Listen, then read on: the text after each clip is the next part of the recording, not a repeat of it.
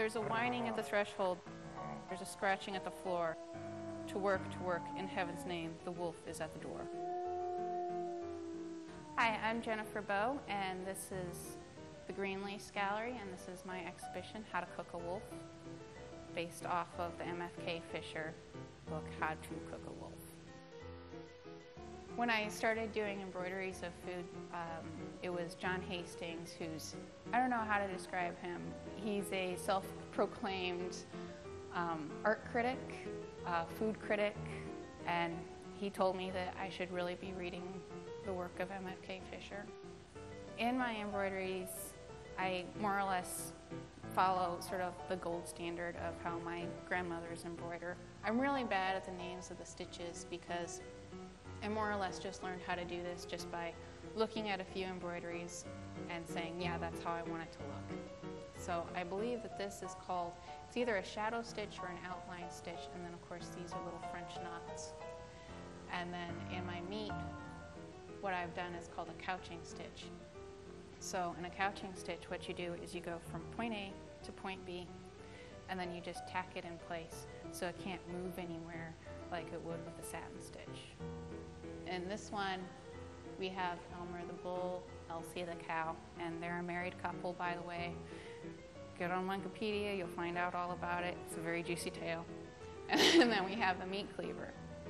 And as I said, I did these first, the first four, and it was about the time that I got to this one that I realized that the background was really time-consuming, and I just really wanted to get on to embroidering the meat. And so I figured, well, something has to go. And so I killed Elmer. Usually in relationships, one goes not long after the other. So now we just have the cleavers because, you know, a good sharp cleaver is forever, but a cow, it's gonna die. This is essentially how I start out that, well, first I photograph what I'm going to be showing, or somebody else photographs it for me, and then I figure out the line drawing for it and the differentiation of the colors, and yeah, it's pretty much just a paint by number, and all of these numbers are the colors from the DMC embroidery floss book. This is actually my first installation that I've ever done, and it began with the cleavers over here, and the cleavers are actually a repetition of what you see in the embroideries in the background. I wanted to put them in real life in this exhibition. Originally my thought was to get actual cleavers, which would have been extremely heavy.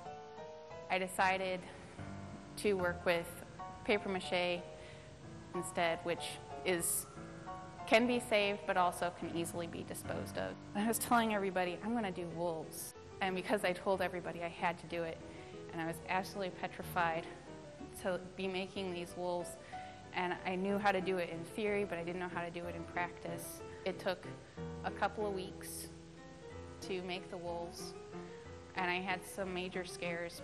I came home one evening to find all my wolves collapsed. So I had to perform a bit of surgery, but they're good now. It did kind of feel like, not necessarily that I was cooking the wolves, but cooking the entire installation. Kind of like making a ton of porridge. It did feel a lot like a fairy tale experience, and even with the title of MFK Fisher's book, How to Cook a Wolf, I think there is a bit of a fairy tale kind of reference in there from Little Red Riding Hood, and perhaps even Goldilocks and the Three Bears.